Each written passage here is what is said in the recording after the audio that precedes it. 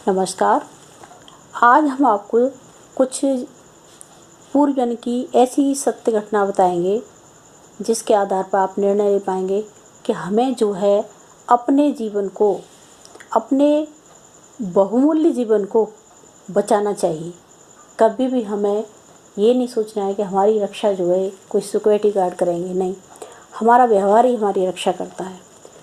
तो जीवन क्या बहुत कीमती है और उसकी रक्षा करना हर स्थिति में हमारा फर्ज बनता है।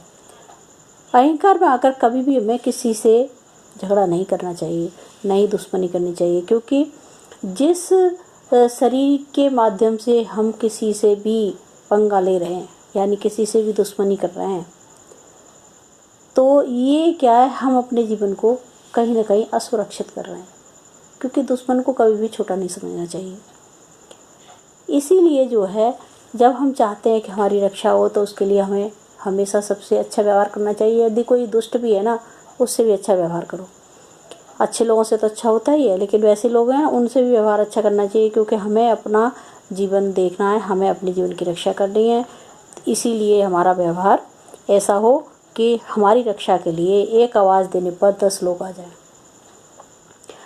तो सद्व्यवहार अपनाने के साथ साथ सबसे बड़ा धर्म हमारा अपनी सुरक्षा करना है।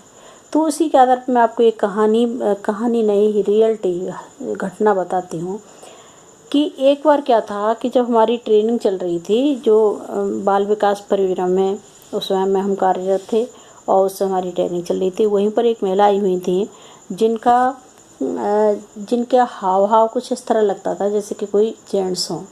उनका पहनावा भी ऐसा ही था कि साड़ी को भी इस तरह डालती थी, और साड़ी भी उनकी ऐसी नहीं होती थी, लेडीज जैसी उनकी साड़ी वैसी रहती थी, एक प्लेन सी, जैसे पीले कलर की हो या हल्का वाइट सा कलर हो। और ऐसे पहनने का तरीका भी ऐसा था जैसे कोई पुरुष उस साड़ी को पहन लेते हैं, साधु सन्यासी वगैरह इस तरह से। और उनका श्रृंगार भी ऐसा नहीं था कि लिपस्टिक लग रही, बिंदी लग रही, ऐसा कुछ भी नहीं। उनका बस माथे पर चंदन होता था, ऐसा लगता था वो हमेशा ध्यान मांगने। और उसमें देखते हुए हम थोड़ा सा उनसे दूरी बना के रखते थे, कम बात करते थे, कुछ ज़्यादा ही सीरियस रहती थी और कुछ इस तरह से। तो हम उनसे बात कम करते थे, लेकिन हमें मन में आया कि इनके विषय में पूछना चाहिए। तो मैंने उनके गांव की कुछ लेडीज़ों से वार्ता की कि ये आंटी जी ऐसे क्यों रहते हैं। तो उन्होंने बताया कि वहाँ जैसे कुछ लोग तो अलीगढ़ के थे, वहाँ कुछ और गाँव के थे। तो उनमें बताया कि जो है उनका जो है ये, उनको अपना पिछला जन्म ही पूरा याद है, और यही कारण है कि वो थोड़ा सा टेंशन सी में शुरू से रही हैं। कभी उन्होंने इस ज़िंदगी को एंजॉय नहीं किया अपने को। कि उनका ये था कि जो पिछले जन्म में क्या है, ज़मीन जायदाद के चक्कर में, यानी ज़मीन के चक्कर में कोई झगड़ा हो गया और गांव के लोगों ने मिलके उन्हें एक गांव में जो है खेत में ले जाकर 10-12 लोगों ने मिलके लाठी मार मार के उनकी हत्या कर दी और वो वहीं ख़त्म हो गई। उसके बाद जब उनका जन्म हुआ तो एक पुरुष का ना होकर उनका जन्म एक स्त्री का हुआ। जब स्त्री का जन्म हुआ, थोड़ी सी समझदार हुई, बड़ी हुई, तो वो जो है सारा बताने लग गई कि इस तरह उनको लाठी से मार दिया गया, उनके गांव का नाम लिया, उन लोगों ने उसे मारा, और उनके बच्चे हैं, पत्नी है, उनकी परिवार है सारा। और वो उनकी चिंता करती थी, तो अपने परिवार से कहती कि मुझे अपनी पत्नी से मिलने जाना, मुझे अपने बच्चों से मिलने जाना है। इस तरह उनका बिहेव रहता। तो फिर आखिरकार घर वाले भी परेशान हो गए और उनको ले जाके बात करवाई। तो छोटी सी थी तो, लेकिन उन्होंने वो अपनी जब जैसी पहुंची तो अपने दोनों बच्चों को देखा दरवाजे पे, तो उन्हें अपने बाजू में ले लिया। और जैसे ही अपनी पत्नी के पास पहुंची तो वो इतना तेज़ रोई और जाके उनके गले लिपट गई कि तुम कैसी हो, तू कैसी है।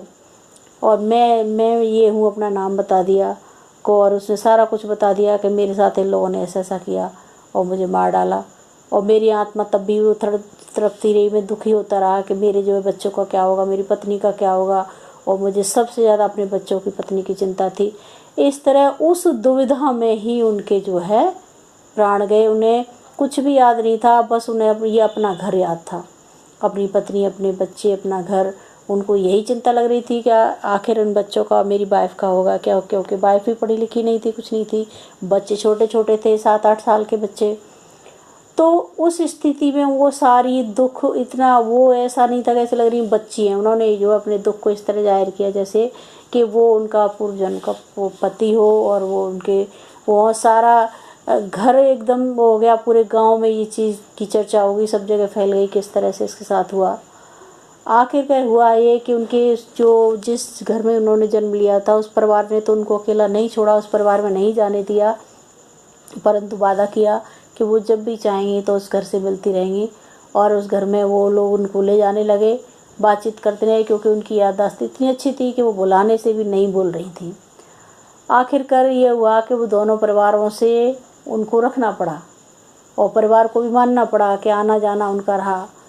और जहाँ तक है गांव वालों ने भी उनके प्रति थोड़ा बहुत न्याय किया कि इस तरह की होने पर भी उनको थोड़ा वहाँ से न्याय मिला। उसके बाद वो अलग रहीं तो वो उस परिवार में जहाँ उनका जन्म हुआ था, और फिर बड़ी हो गई तो उनकी शादी भी कर दी गई। लेकिन शादी के बाद भी उन्होंने उस ज़िंदगी को ज़्यादा एंजॉय नहीं किया, वो अपनी उस पुरानी जो जन्म था उसमें ज़्यादा लिप्त रहीं।